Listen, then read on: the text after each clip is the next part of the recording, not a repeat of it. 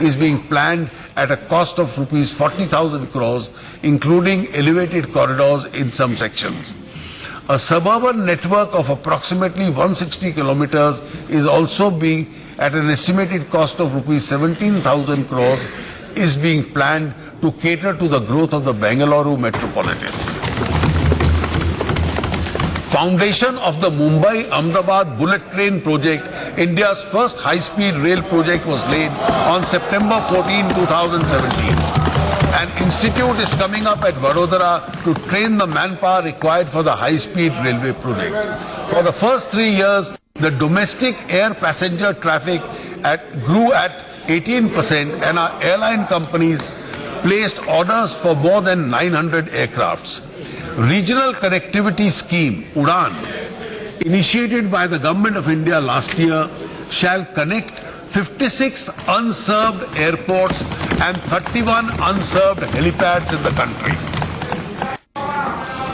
Operations have already started at 16 such airports. सरकार की इस पहल से हवाई चप्पल पहनने वाले नागरिक भी अब हवाई जहाज की यात्रा कर Airport Authority of India now has 124 airports. We propose to expand our airport capacity more than 5 times to handle 1 billion trips a year under the new initiative. Navnirman balance sheet of Airport Authority of India shall be leveraged to raise more resources for funding and expansion. Our efforts to set up a coalition on the disaster resilient infrastructure for developing international good practice, appropriate standard and regulatory mechanism for resilient infrastructure development is moving well. I propose to allocate 60 crores for kickstarting the initiative. The government and the market regulators will then have taken necessary measures for developing and monetizing vehicles like the Infrastructure Investment Fund and the Real Estate Investment Fund. The Government of India would monetize select CPSC SEs using the InvITs from next year. In the current year, we included in the scope of harmonized list of infrastructure, ropeways to promote tourism, logistic parks, and expanded the scope of railway infrastructure to include development of commercial land around the railway station. The Reserve Bank of India has issued guidelines to nudge corporates to access the bond market. SEBI will also consider mandating, beginning with large corporates to meet about 1/4 of their financing needs from the bond market. Corporate bonds rated at BBB or equivalent are investment grade. In India, most regulators permit bonds with the AA rating only as eligible for investment. It is now to move from AA to A grade ratings. The government has and the concerned regulators will take necessary action. We will take reform measures with respect to the stamp duty regime on the financial securities transactions in consultation with the states and make necessary amendments in the Indian Stamp Act. International Financial Service Center at the GIFT City, which has become operational, needs a coherent and integrated regulatory framework to fully develop and to compete other offshore financial centers. The government will establish a unified authority for regulating all financial services in the IFCS in India. Global economy is transforming into a digital economy thanks to the development of the cutting-edge technologies in the digital space, machine learning, artificial intelligence, Internet of Things, 3D printing, and like. Initiatives such as the Digital India, Startup India, Make in India would help to establish itself as a knowledge and digital society. Niti Aayog will establish a national program to direct our efforts in the area of artificial intelligence, including research and development of its applications. Combining cyber and physical systems with greater potential to transform not only innovation ecosystems but also our economies and the way of life. To invest in research, training and skilling in robotics, artificial intelligence, digital manufacturing, big data intelligence, quantum communications and the art of things. Department of Science and Technology will launch a mission on cyber subspace in support of establishment of centers of excellence. I have doubled their allocation on the Digital India program to rupees 3,073 in 2018-19. The task of connecting 1 lakh gram panchayats to high-speed optic fiber network has been completed under phase 1 of the BharatNet program. This has enabled broadband access to cover 20 crore rural Indians in about 2,50,000 villages. The government also proposes to step up 5 lakh Wi-Fi hotspots, which will provide a broadband access to 5 crore rural citizens. I have provided rupees 10,000 crores in 2018-19 for creation and augmentation of this telecom infrastructure. To harness the benefits of emerging new technologies, particularly the 5th generation technologies and its adoption, the Department of Telecom will support the establishment of the indigenous 5G test bed at IIT Chennai.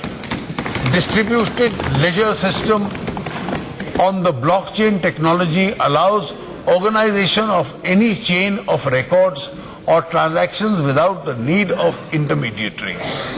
The government does not consider cryptocurrencies as legal tender or coin and will take all measures to eliminate the use of these crypto assets in financing illegitimate activities or as part of the payment system.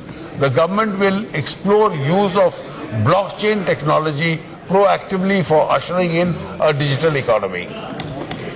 The system of toll payment physically by cash at the road plazas is being fast replaced by the FASTags and other electronic payment systems to make roads seamless.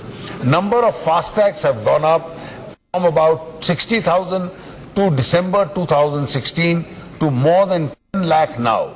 From December 2017, all class M and N vehicles are being sold only with the FASTag tags. The Government of India will come out with a policy to introduce a toll system on pay-as-you-use basis. In order to create employment and aid growth, government's estimated budgetary and extra budgetary expenditure on infrastructure for 18-19 is being increased to rupees 5.97 lakh crores as against an estimated expenditure of rupees 4.94 lakh crores in 17-18. Details are given in Annexure 3. Our armed forces have played a stellar role in meeting the challenges we have been facing on the borders as well as managing the internal security of both Jammu and Kashmir and Northeast. I would like to place on record our appreciation for the efforts and the sacrifices made by the services in defending the interest of the nation. Ever since the NDA government assumed office, a lot of emphasis was given to the modernizing and enhancing of the operational capability of the defense forces. A number of initiatives have been taken to develop and nurture intrinsic defense production capable of making the nation self-reliant for meeting our defense needs and ensuring adequate budget support to our priority. We have opened up private investment in the defense production, including liberalizing foreign direct investment. We have taken measures to develop 2 defense industrial production corridors in the country. The government will bring out an industry-friendly defense production policy in 2018 to promote the domestic production by public sector, private sector and the MSMEs.